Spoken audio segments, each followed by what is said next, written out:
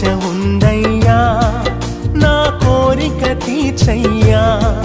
మా మనవిను యేసయ్యా ప్రత్యుత్తరమిమ్మయ్యా ఒక ఆశ ఉందయ్యా నా కోరిక తీర్చయ్యా మా మనవిను యేసయ్యా ప్రత్యుత్తరమిమ్మయ్యా యవన కాలమందుని కాడి మోయగా బలమైన విల్లుగా నన్ను మార్చవా